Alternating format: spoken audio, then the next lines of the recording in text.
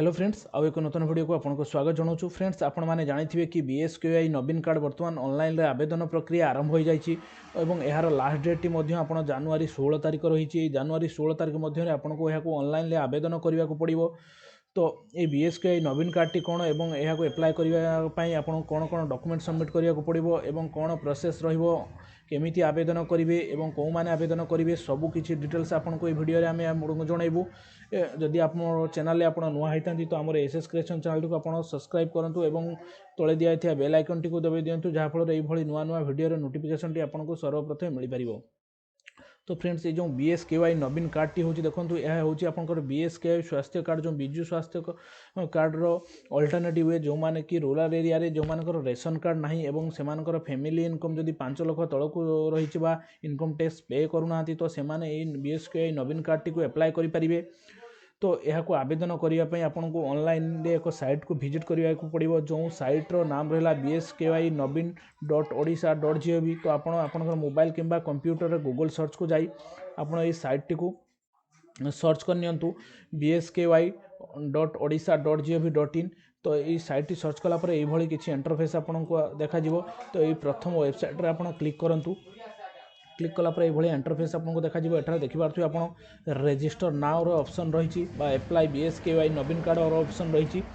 तो देखो ये बीएसकेवाई नवीन कार्ड आपको एप्लाय कौ मैंने करेंगे सेटा आगे आम आपको जन दूँ ना जो एटा को एप्लाय करने को हेले आपनकर फैमिली रूरल एरिया रे हेतिबा दरकार माने ग्रामांचल रे आपनकर फैमिली रहउथिबा दरकार। ता सहित आपनकर इनकम टैक्स जदि आपन पेमेंट करूथिबे तो एप्लाय करि परिबे नहीं। आपन इनकम टैक्स पे करू नथिबा जणे होइथिबा दरकार। ता सहित आपन को फैमिली रे कोनोसी गवर्नमेंट सर्विस बा गवर्नमेंट चाकरी के करि नथिबा दरकार। जदि आपनकर बीएसकेवाई बा रेशन कार्ड थिबो तो ता भी एटा आपन एप्लाय करि परिबे नहीं। तो केवल आपन ग्रामांचल जो मानकर जो माने कि इनकम टैक्स पे करूना एवं कौन गवर्नमेंट सर्विस ना कि विजु स्वास्थ्य कार्ड ना तो से ही आवेदन करेंगे। आवेदन करने जो डॉक्यूमेंट आवश्यकता रही से डॉक्यूमेंट गुड़िक आम एठारे आपको देखईदेबू कौन कौन डॉक्यूमेंट आपको आवेदन करने को पड़ो।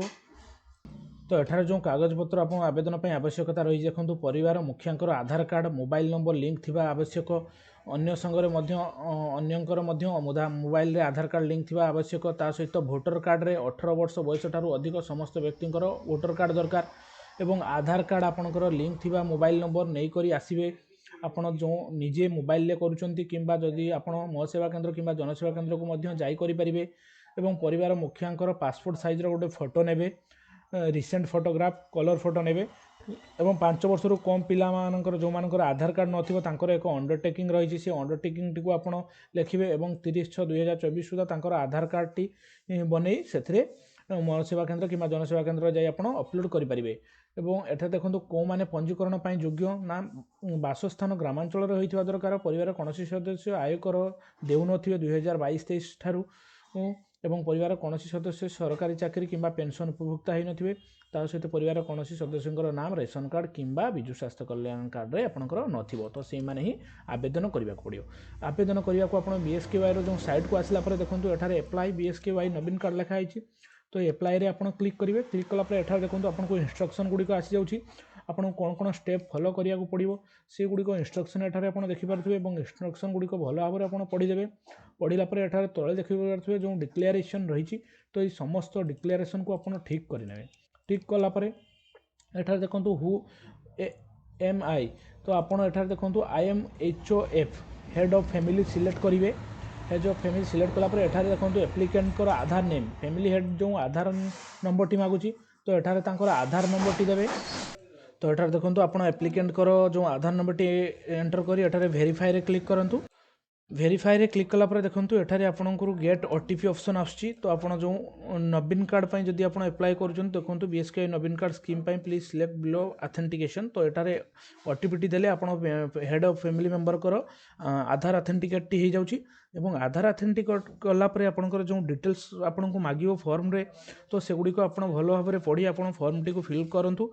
फिल करी आपण ऑनलाइन रे आपनकर एप्लिकेशन टी को सबमिट कर दियंतु। सबमिट कला पर एटा को आपनकर जो कार्ड टी रही आपन को 1 मई 2024 रे आपन को कार्ड गुडी को मिलवा स्टार्ट हो अकाउंट होल्डर को जो तांकर बेनिफिशियरी को 1 मई रे आपनकर कार्ड टी आपन को मिलवा स्टार्ट हो ତା ସହିତ ଆପଣ ଯଦି ଅନ୍ୟ BSKY ଅନ୍ୟ ସ୍କିମ୍ ବିଷୟରେ ପୁରା ସମ୍ପୂର୍ଣ୍ଣ ଡିଟେଲ୍ସ ଜାଣିବାକୁ ଚାହୁଁଛନ୍ତି ତ ଏଠାରେ ଦେଖନ୍ତୁ ଆପଣ ଗାଇଡ଼ଲାଇନ୍ ଏବଂ ଡକୁମେଣ୍ଟ ରିକ୍ୱାର୍ଡ଼ର ଅପସନ୍ ମଧ୍ୟ ରହିଛି ସମସ୍ତ ଗାଇଡ଼ଲାଇନ୍ ଏବଂ କ'ଣ ଡକୁମେଣ୍ଟ ସବୁ କିଛି ଡିଟେଲ୍ସ ସେଠାରେ ଦିଆଯାଇଛି ତ ଆପଣ ସାଇଟ୍କୁ ଭିଜିଟ୍ କରନ୍ତୁ ଏବଂ ସେଠାରୁ ଡିଟେଲ୍ସ ଗୁଡ଼ିକ ଆପଣ ଭଲ ଭାବରେ ପଢ଼ି ଆପ୍ଲିକେସନଟିକୁ ସବମିଟ୍ କରନ୍ତୁ ତ ଆପଣ ଯଦି ସମ୍ପୂର୍ଣ୍ଣ ଫର୍ମ ଆପ୍ଲାଇର ଭିଡ଼ିଓଟି ଦେଖିବାକୁ ଚାହୁଁଥିବେ ତ ଆମର ଏ SS Creation ଚ୍ୟାନେଲଟିକୁ ଆପଣ ସବସ୍କ୍ରାଇବ୍ କରନ୍ତୁ ଏବଂ ନୋଟିଫିକେସନ୍ ବେଲ୍ ଦବାଇ ଦିଅନ୍ତୁ ଆଗକୁ ଆମେ ଆପଣଙ୍କୁ ସମ୍ପୂର୍ଣ୍ଣ ଆପ୍ଲାଏ ଭିଡ଼ିଓଟି ମଧ୍ୟ ଦେଖେଇବୁ ତ ଆଶା କରୁଛି ବନ୍ଧୁ ଆମର ଭିଡ଼ିଓଟି ଆପଣଙ୍କୁ ଭଲ ଲାଗିଥିବ ଯଦି ଭିଡ଼ିଓଟି ଭଲ ଲାଗିଥାଏ ତ ଆମର এই SS Creation ଚ୍ୟାନେଲଟିକୁ ଆପଣ ଲାଇକ୍ ସବସ୍କ୍ରାଇବ୍ ଆଣ୍ଡ ସେୟାର କରନ୍ତୁ ଏବଂ ତଳେ ଦିଆଯାଇଥିବା ବେଲ୍ ଆଇକନ୍ଟିକୁ ଦବାଇ ଦିଅନ୍ତୁ ଯାହାଫଳରେ ଏଇଭଳି ନୂଆ ନୂଆ ଭିଡ଼ିଓ ନୋଟିଫିକେସନଟି ଆପଣଙ୍କୁ ସର୍ବପ୍ରଥମେ ମିଳିପାରିବ ଫ୍ରେଣ୍ଡସ୍ ଆଜି ପାଇଁ ଏତିକି ପୁଣି ଦେଖା ହେବ ଆଉ ଏକ ନୂତନ ଭିଡ଼ିଓରେ।